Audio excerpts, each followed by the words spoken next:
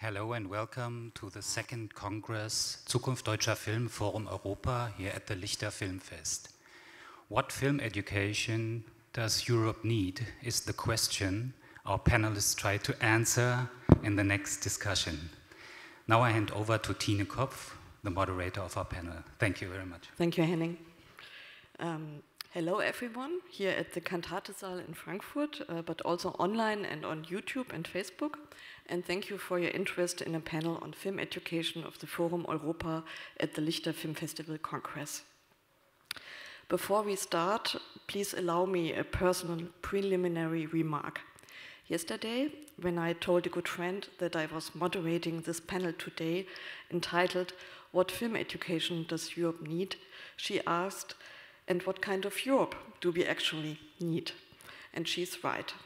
Since Henning Kam and I started planning this panel last year, which then had to be postponed from November to spring, I have often asked myself this.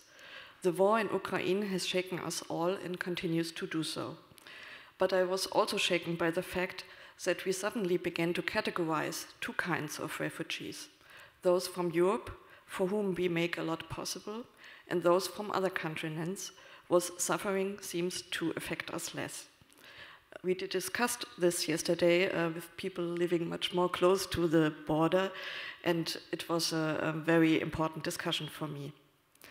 Also, a few weeks ago, the election in France. It was close that Marine Le Pen could have put an end to our cooperation in film education across European borders. And that would certainly not have been the worst consequence. It was a narrow escape. Complex topic, and not the one of our panel, so just this. Europe is not that. It only exists if we work for it and shape it. Maybe that's a platitude, but I want to put it first anyway. My name is Christina Kopf, and I'm the head of the Film Education Department at DFF, Deutsches Filminstitut and Filmmuseum, and it's a film heritage institution here in Frankfurt, very well networked in Europe, and since 2014 we have been participating in European film education projects. Currently we are running two, Cinemini, and the Erasmus project exploring cinemas in Andersnes. And we are also partners in a third, CNET, which we will talk later about. Let me introduce my guests. Welcome with me, Ralitsa Assenova from Arte, Urbana Collectif, an artistic collective based in Sofia, co-founded by you in 2016, and the collective organizes various cultural events such as festivals, theater productions, masterclasses, educational forums in Bulgaria. It aims to create an international artistic and cultural dynamic in the country. Ralitsa, you have specialized in European projects, cultural projects, and for the past 7 years you have been director of the platform Meetings of Young European Cinema and initiator of the Cinema in School programs. We are working closely together in the international project CNET and Les Cinémas und Andersnes, where you are the national coordinator for Bulgaria, and you just did your PhD on film education a few days ago. It was finished. Great to have you here.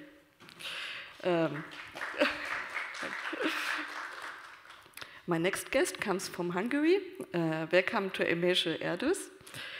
You have been working at the Hungarian National Film Institute since 2017, for 2.5 years as the Fast Forward Programs Coordinator.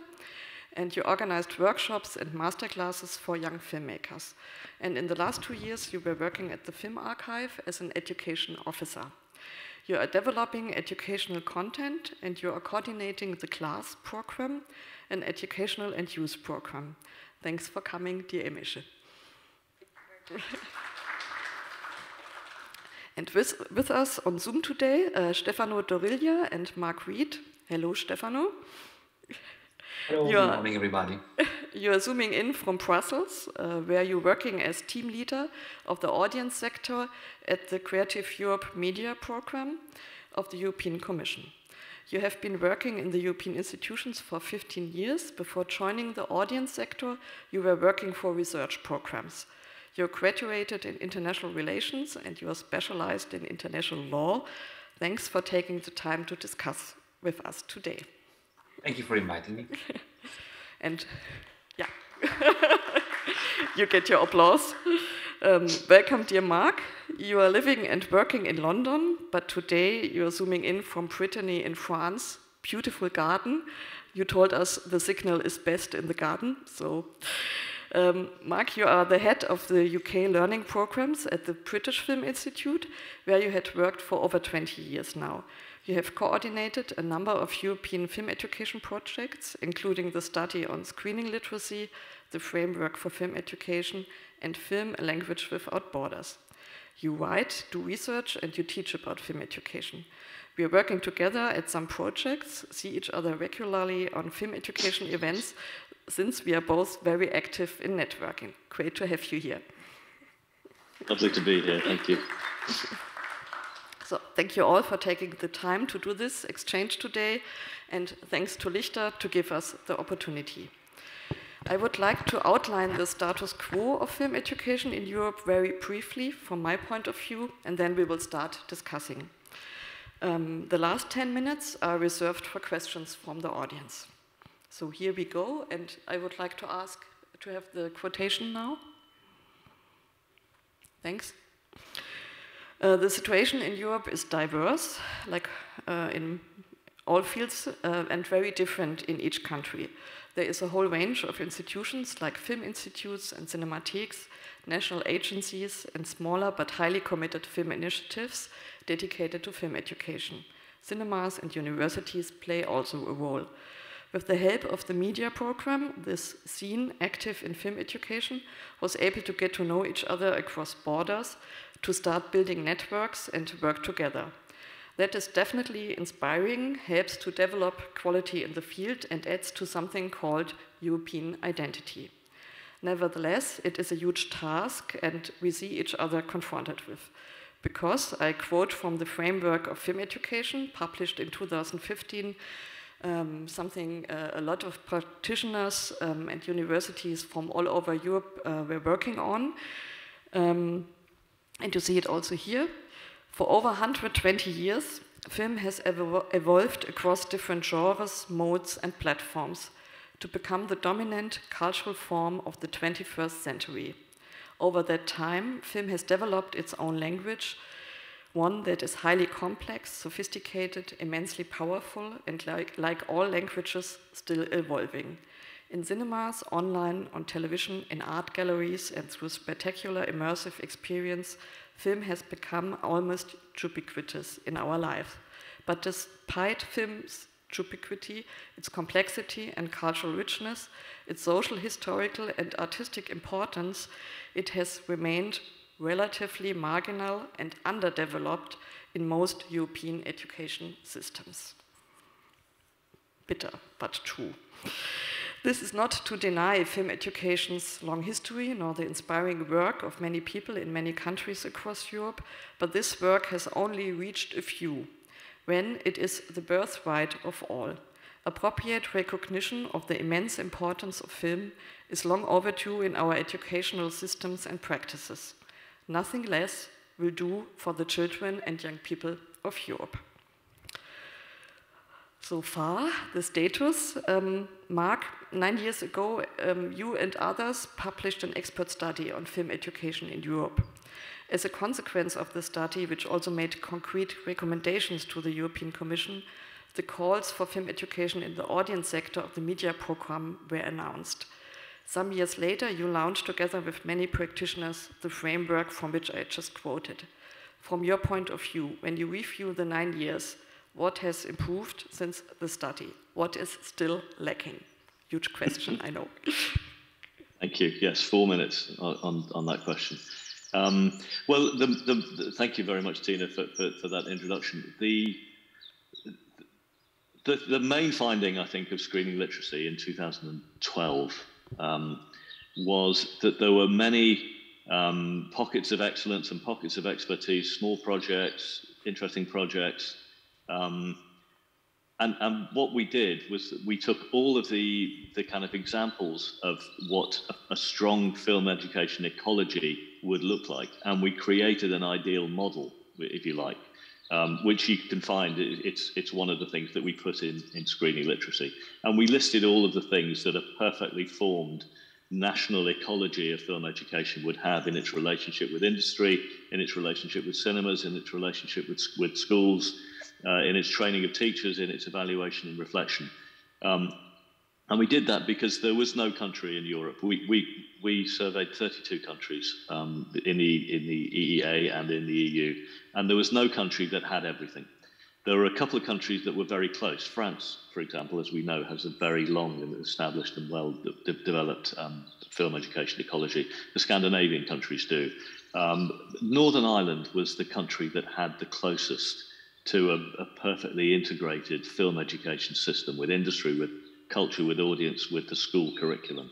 And the main thing that's missing, and that was missing in national cultures, national film education structures, was that I don't think there's anywhere where film is a mandatory part of the school curriculum for all ages, from the age of 5 upwards. And that's not something that, that the Commission could do anything about, because you don't have jurisdiction over national curricula. So that's always going to be the place where we reach every child in Europe. If every 5-year-old was mandated to learn the language of the moving image as well as the language of reading and writing, then that would transform film culture, it would transform the film industry, it would transform education. It would be a 21st century kind of curriculum that used all of those the affordances that film has to offer. What's happened since?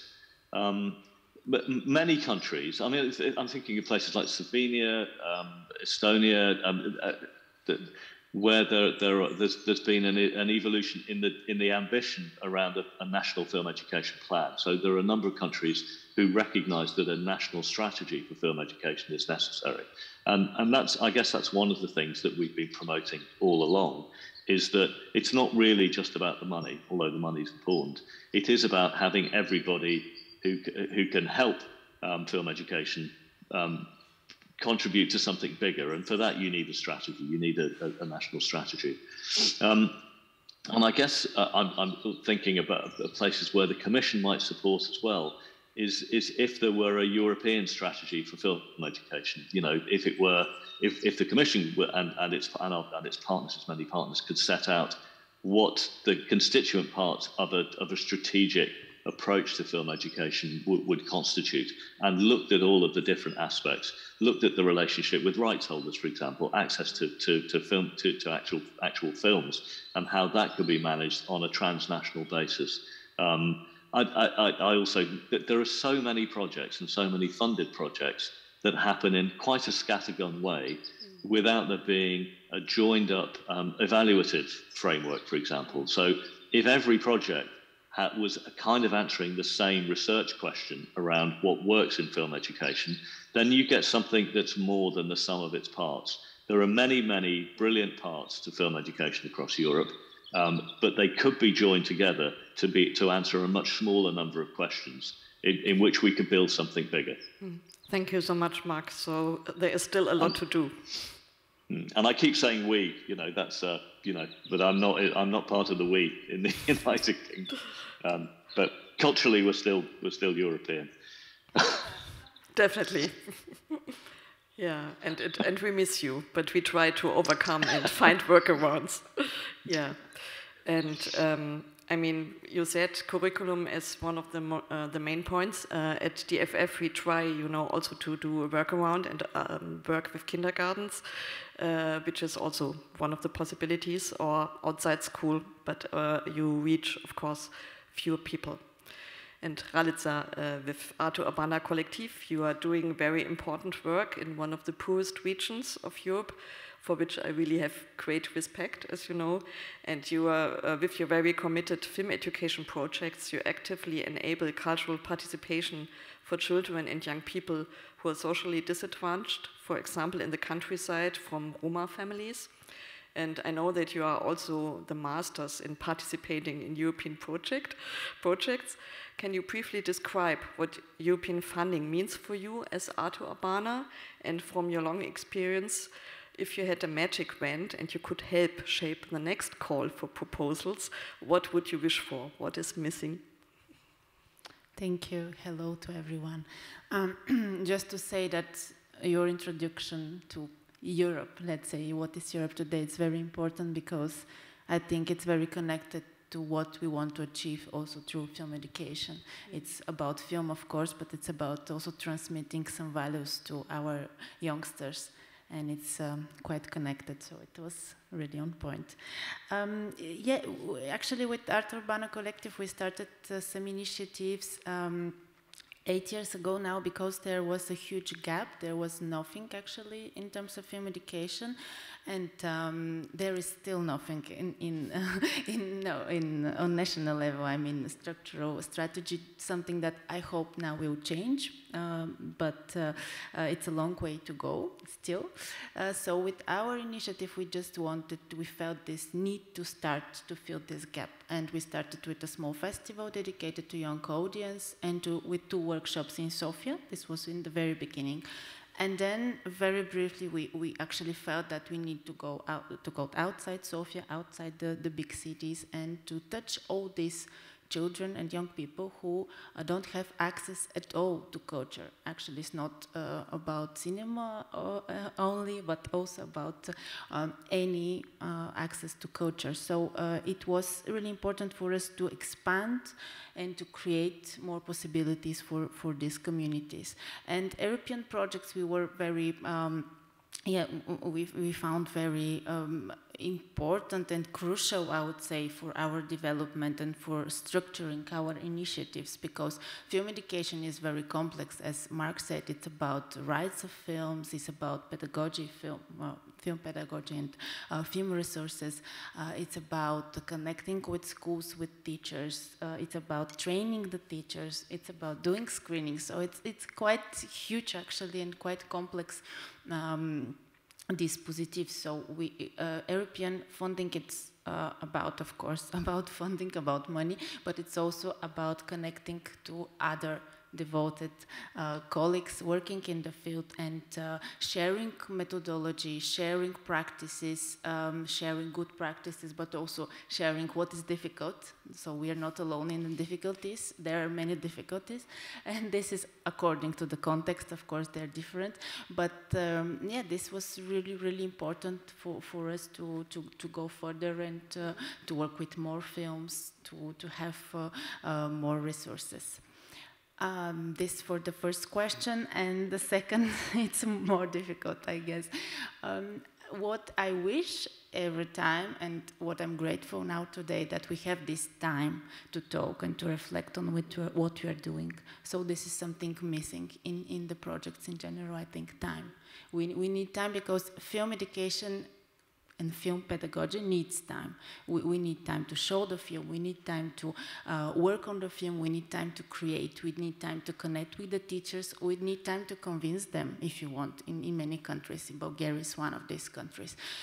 So it's a long process, it's a complex process, and I think this is that we are running all the time after the current task that we have related to the project. So I would say, considering this part, that film education is a process, and we need it really with the duration that is adequate to the aims we have.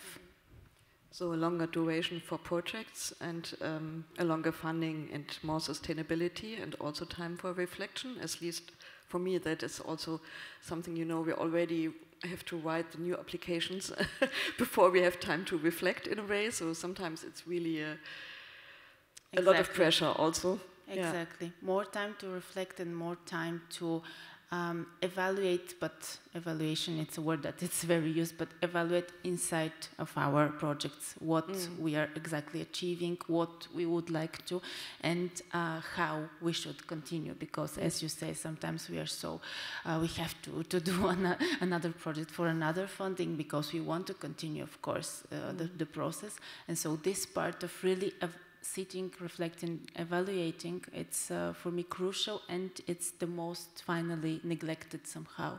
Yes, and also, sustainable structures instead of projects with a certain duration, but I think we all agree on this. Exactly.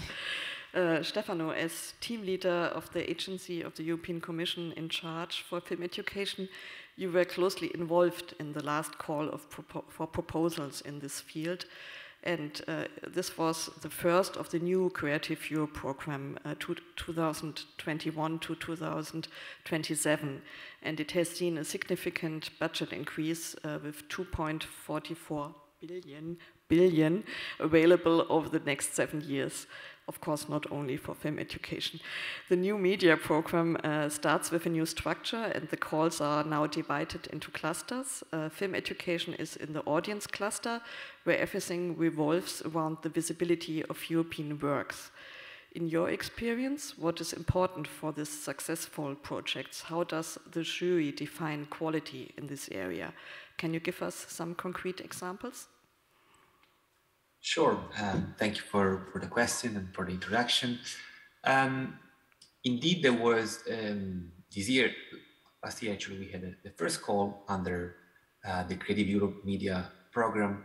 And one of the novelties of the call is that it's not called anymore film education, but it's called audience development and film education. Therefore, there is a much broader scope in the call for proposal. And it is actually very, very open in the sense that it is true that there is no strategic plan for film education. I also refer to what Mark was mentioning, but there is also an aim to really have a bottom-up approach rather than a top-down approach.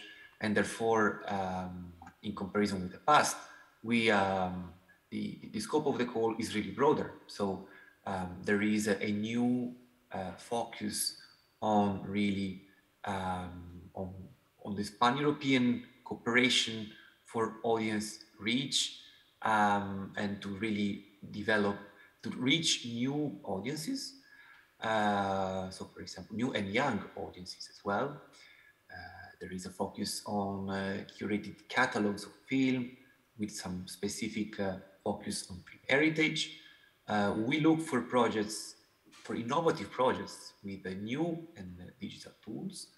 And of course, the European dimension is extremely important. It's essential, I would say, not only in terms of cooperation for a consortium, if any, because there is no obligation to be a consortium, but also in terms of the European added value of the project. So how the jury evaluates the proposals, it's purely based on what is in the call for proposal. Therefore, my most important advice for those who want to apply is to really read carefully what is called the call document. It's the single document which contains the award criteria, the expected impact, the eligible activities. So you should be extremely familiar with this document because this is the basis of what is then used for the evaluation.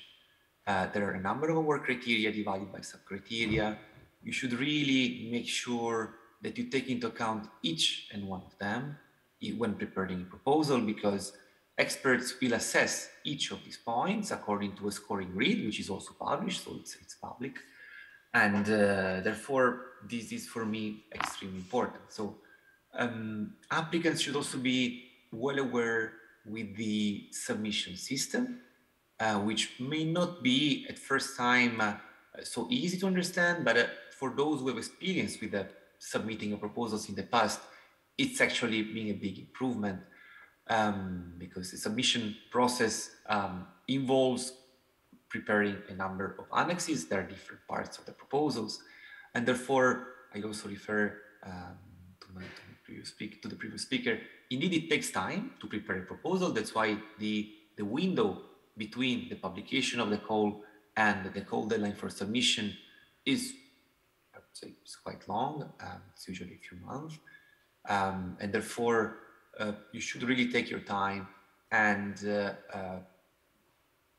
be familiar with all the documents of the proposal. I also advise to talk to successful applicants, to those who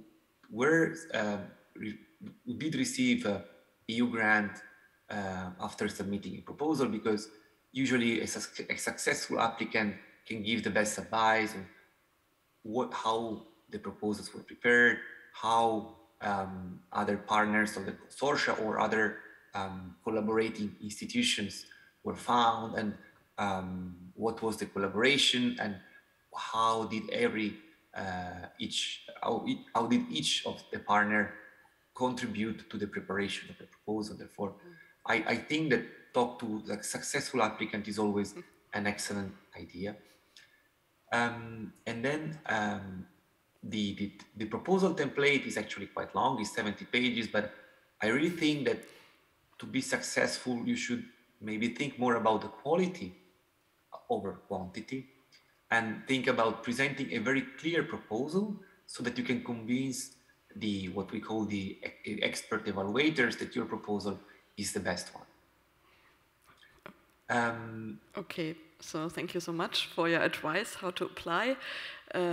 Is there any example for quality you could remind us? Yes, for concrete examples for quality, actually you should be very specific in your proposal. So you should not just be theoretical. You should really provide a concrete example. So you should already present the concrete plans, the concrete activities that you should that you plan to implement. If you're curious to know what actually which were the successful project over the last call for proposals, we're actually publishing the list of funded projects on the page of the call for proposals. So now we just signed 3 grant agreements. So there you can find not only the abstract of the proposal and the consortium composition, but you can also we'll also be able to find there the deliverables provided by the project. So therefore, it can give you a good idea. Yeah, thank you so much. Probably it is difficult for you to pick something. Okay. Emese, you worked with young Hungarian filmmakers in the Fast Forward program before becoming an education officer at the Hungarian Film Institute 2 years ago. And film education is also defined in some countries as an early step for young people on the way to career. Is it for us or not? Okay, I just go on. Film education is also defined in some countries as an early step for young people on the way to a career in the national film industry, more in a sense of talent scouting than as a cultural aesthetic education for all. And so far, we haven't worked together in an European project yet, so I'm curious, what approach does the Hungarian Film Institute take to film education? Do you follow the French theorist and filmmaker Alain Bergala and his influential work, or do you come from a different background? What are the goals of your programs for young people? Dankeschön. Thank you for having me here. Nice to meet you. First of all, our program, class program, is a very new one. It's only 2 years old. But before the program, there were educational materials, interactive workshop for kids, but we thought 2 years ago that, okay, we have to collect all of our knowledge and have it together. And it's a very big mixture of different methods. So we asked for film historians, teachers, my colleagues. I really work in the film archive, so it's under the Film Institute, but it's the program of the Film Archive. So mostly we deal with classical movies before 1990. We really like the contemporary movies also, but our main goal is to introduce the kids these classical things. Also documentaries and experimental films, because it's very important for them to know about these films, to understand the contemporary art. So back to your question, it's a very big mixture of methods, and my colleague researchers also helped to develop the program. So it's from many schools. And the goal is to familiarize a young audience with Hungarian film history.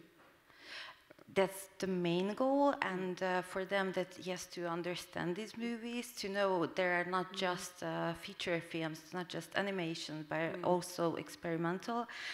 And in schools, in film education, of course, it's very important for us, but also that with subjects which can be linked with films, and I think all the subjects can be linked with films, but our first step was to bring in literature classes, to bring in history, visual culture, ethics, headmasters. So they usually use the films, but just show the film.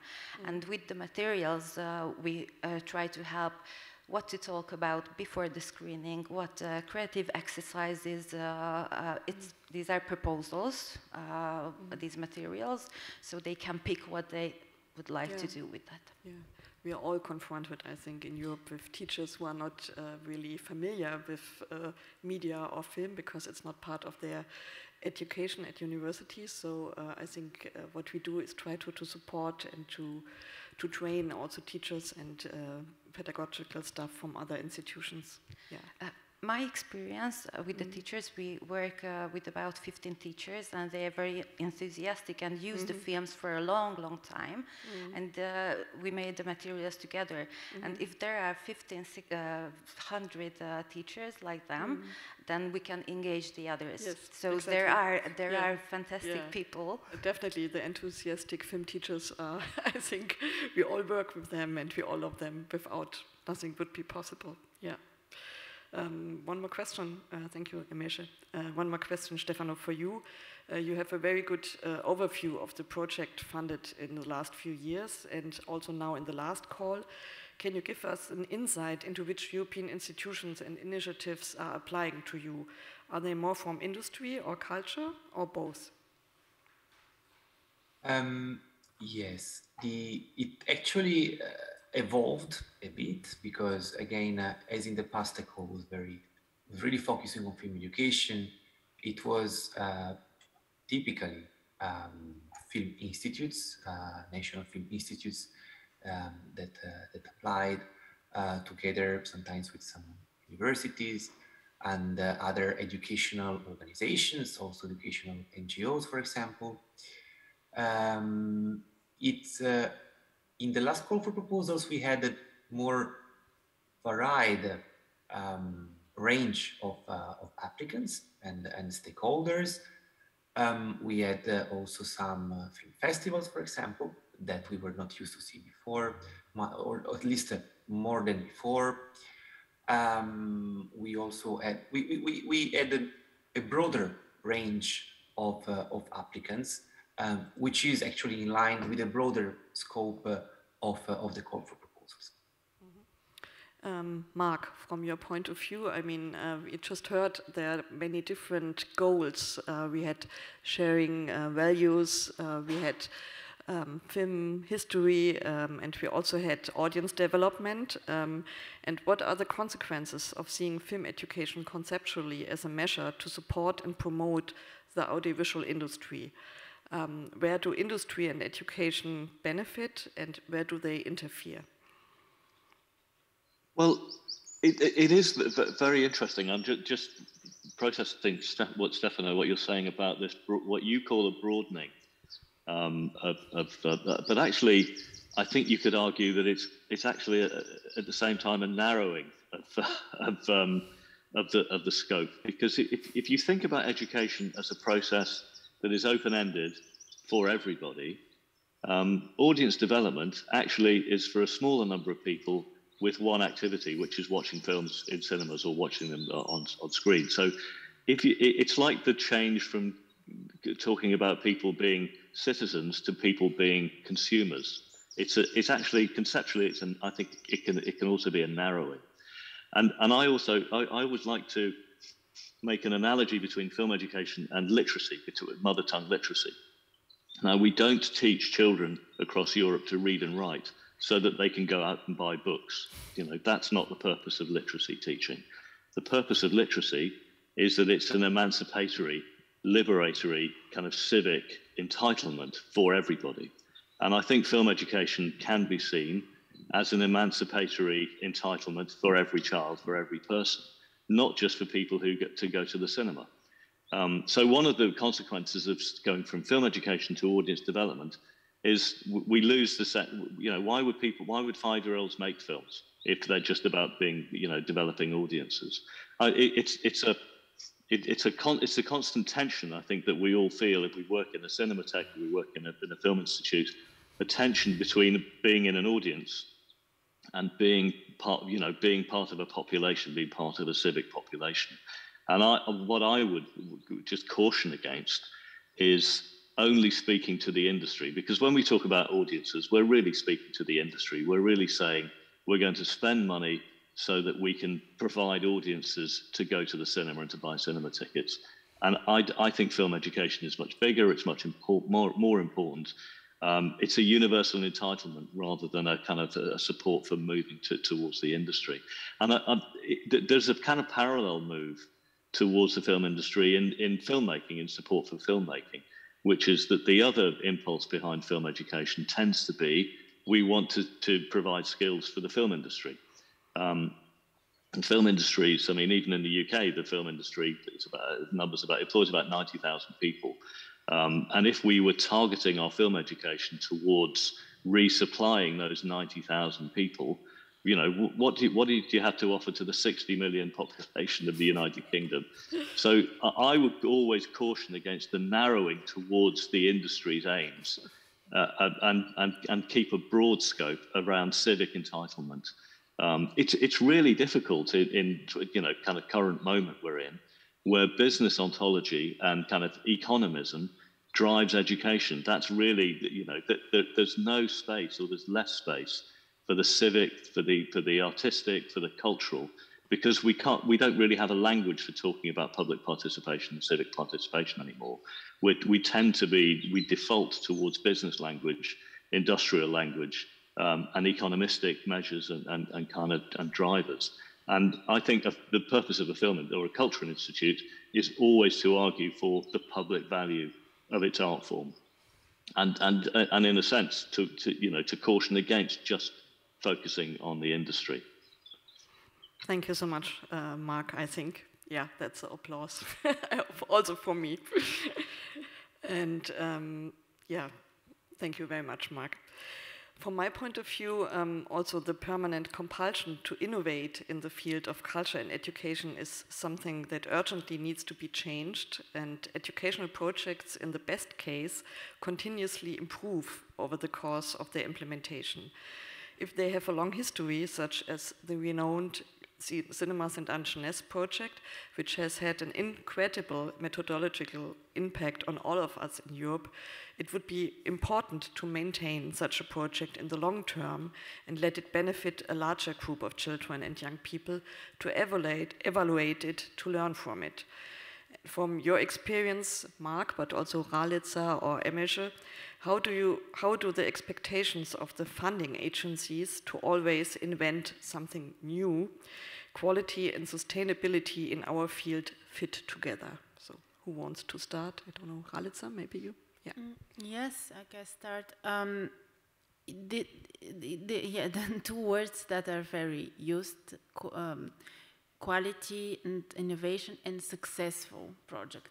So I have really a big problem with this, and when we have to match, to say that one project is successful because of funding, it's very problematic, because what does it mean successful? What does it mean successful in terms of film education?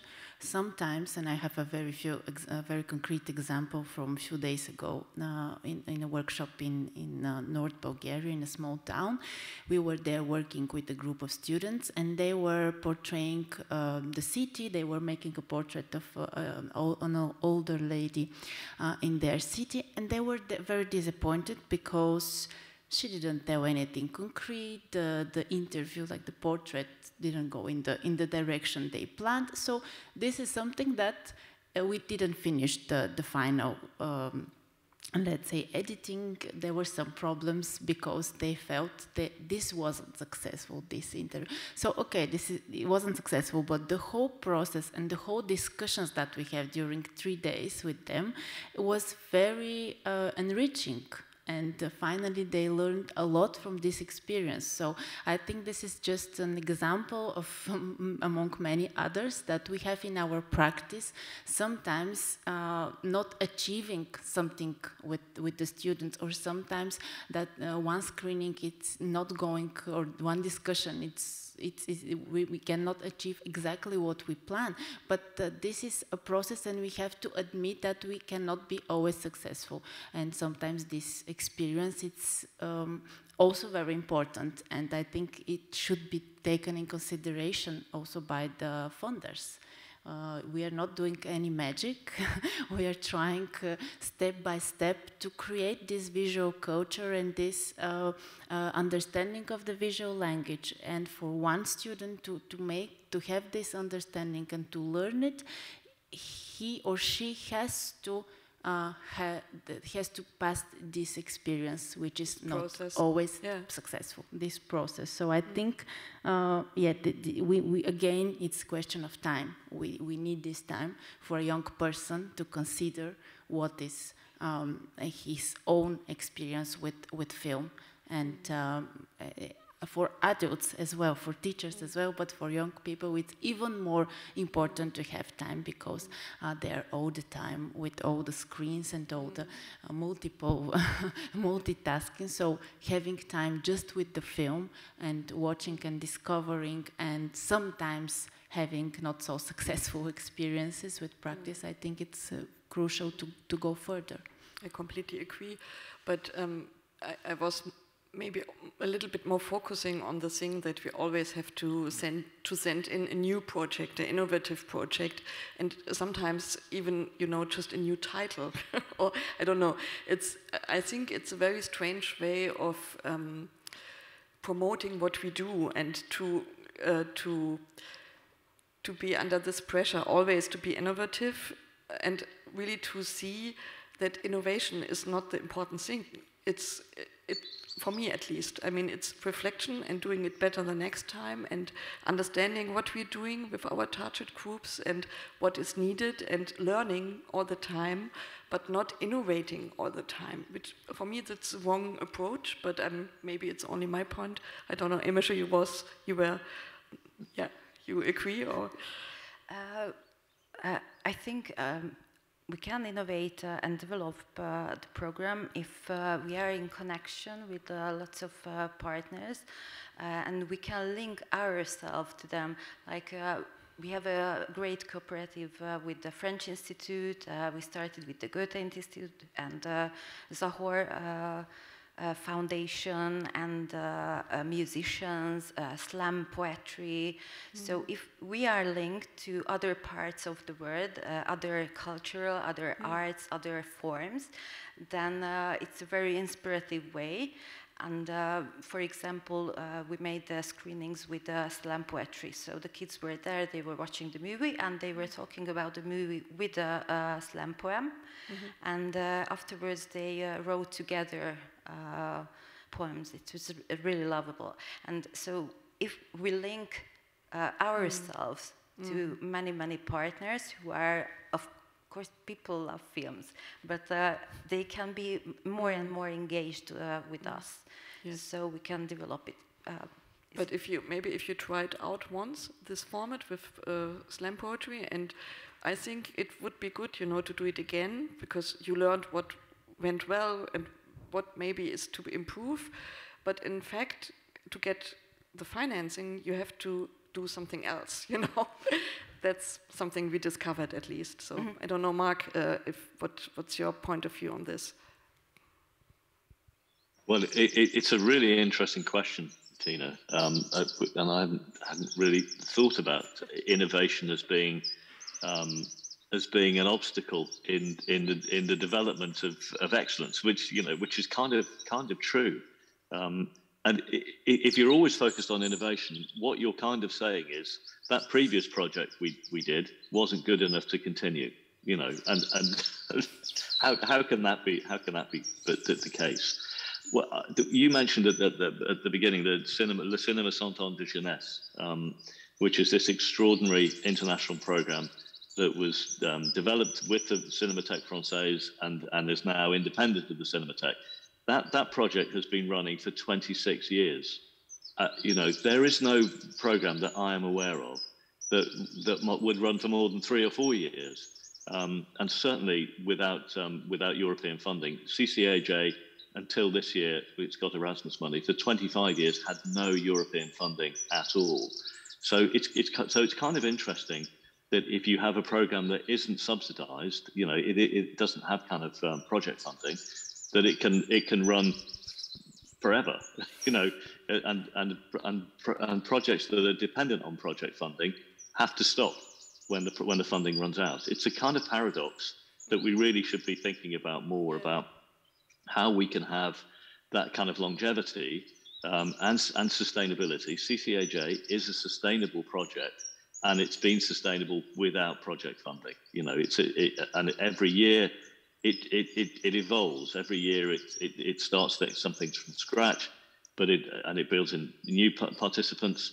But there's a kind of core to it that continues. And we had a meeting last year. I compared it to the Cannes Film Festival. You know, it's why should we accept that film festivals run forever, but film education projects run for 6 months or a year? You know, CCAJ is like the film festival. It's been going for 26 years.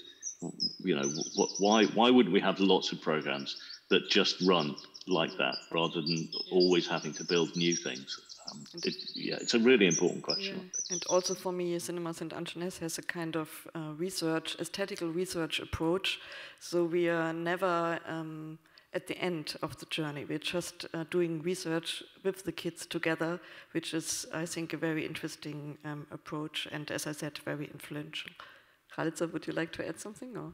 Yes, we discussed it yesterday, and I think it goes in the direction what Mark said is the fact that sometimes, or very often, film education is put like in the corner somewhere.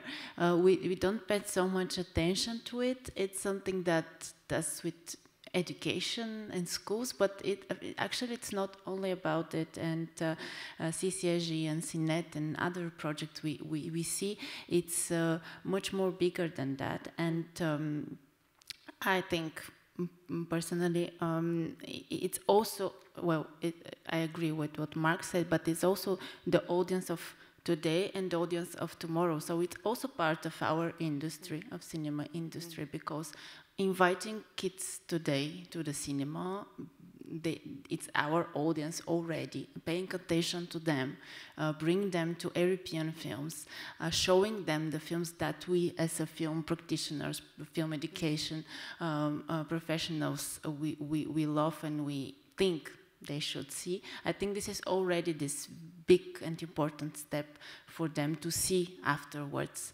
this type of films and this type of approach in cinema. So it's crucial to act now and to pay attention more on film education as something apart and something part of our industry. Of course, I agree.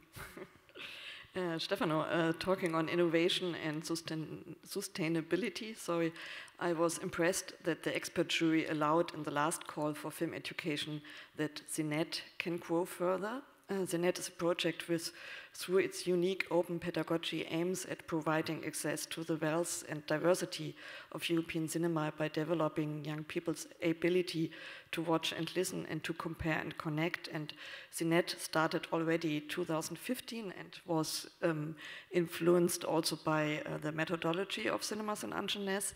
And now it will be funded for 2 more years, which is great. And the focus of CNET is on a collection of films and short film programs.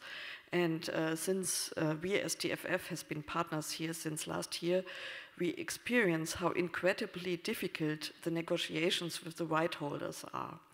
A lot needs to be done here to make our work and its importance much better known to licenses on one side and without giving the big distributors too much influence on film selection and film education on the other side, which in my view often leads to quality problems at the national level.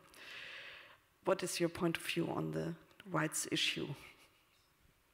Well, the rights issue is a very complicated matter. We are aware and we discuss with successful projects. Actually, by the way, congratulations for that, because it's not obvious to be selected over and over. And in this parenthesis, I also would like to add that CINED is not the only project that is being funded more than once. So we do have several projects that were selected for funding over the years. So there is some continuity in this project. So it's just a parenthesis for that. Unfortunately, I cannot see a magic answer to the question on how to solve the issue of rights. Mark also mentioned this item at his first intervention. I noted it down, but I think you know better than me that it's a well-known, complicated issue because rights are at national level. You cannot acquire just a right valid for over Europe, and therefore we do not hold any rights ourselves, and I would be happy to listen from you some possible ideas. Why not innovative ideas on what could we practically do in order to support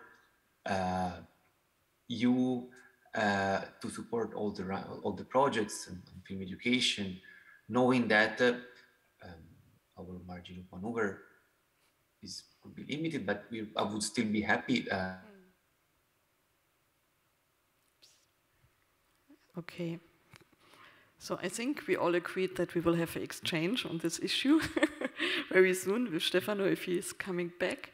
But anyhow, we could go on and on, but I promised that we will turn over to the audience. And I think it's time now for questions from the audience. Any questions to my panelists? Stefano, you are back. You didn't...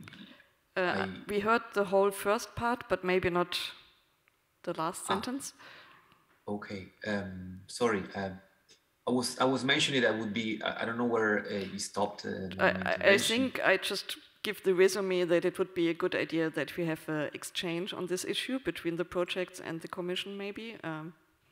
If I understood you right, yes. Indeed, yes, correct. Okay. Because I don't have, unfortunately, a magic answer. Of course not. A magic solution to the issue, but of course it's something we can discuss together. Yeah, and why not? We can discuss with our constituencies, because I don't know if I was mentioning we do have a call for proposal for distributors, so we do have a large constituencies of European distributors, and we may exchange these ideas with them. Okay, thank you so much, Stefano. I just mentioned that we go over now to the questions from the audience. So are there any questions? It's not so easy for me to see you, but no questions at all. Not really. Come on, give us some questions.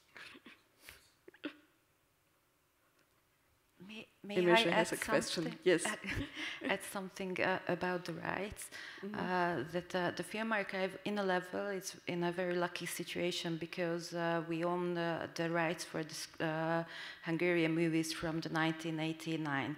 So it's absolutely allowed it for us for educational purposes. We can show them. And last November we started it with the 100 movies. More than 95% of the schools in Hungary can watch these movies. And also the teachers can watch the movies at home with an Edu ID. And the thing why I'm saying this, that our plan, which I don't know if it's a 1-year plan or 2-year or maybe a month, it's a technical and of course a legal issue. but we would like to share with the teachers in Europe with this Adwaidi, these 100 films, so they can watch it. The materials are in Hungarian, so not yet in English or in German or in other languages, but I think it will be a big step if we can manage it, because for us it would be really lovely to watch films from the other countries and compare if there's a similar topic. And this is what we cannot do now, but with the French Institute we got some films and we could do this. So you are in the lucky situation to have all the rights for all the other European countries? No, just for the Hungarian. Hungary, yeah. No. Yeah. For now. But yeah. So maybe we have a talk afterwards about the net. Maybe that's an interesting connection. Yeah. So one more time, the question. I see if there are any questions in the audience. Mark, can you? I don't know whether you can hear. The European Film Agency directors, the EFAD, has a small group that's looking. So now we have another Zoom problem, but since I know this group... from the Danish. Yes. Mark, are you with us? Klaus has been in touch with you to talk about this, and maybe I could introduce... Okay, I think how Can you hear? I can hear, but I'm not sure anybody else can. Well, it's just between you and me then. But if you haven't heard from Klaus, I'll introduce you. So, no, Mark, it's not between you and Stefano only, but it was interrupted all the time. So I think you're talking about Klaus and the IFAD group on rights and... Yeah. There is some thinking going on about modelling pan-European rights, which balance the kind of rights holders with the education stakeholder interest. And I think that potentially there's some dialogue there that we could progress. Okay, sure. Very good to hear. And I think discussions are on many levels, but yeah, let's see if we find a solution. So if there are no questions, I have to say thank you very much to my guests here on the panel, on Zoom, but also for your interest in the audience. And to Henning, please give an applause to Henning Kamm. Yeah, my partner in crime in organizing this, and I'm very happy we did it. Thanks for your attention, and maybe we can also discuss a bit outside. And goodbye to Stefano and Mark. See you. Goodbye. Bye. Goodbye. See you hopefully live next year.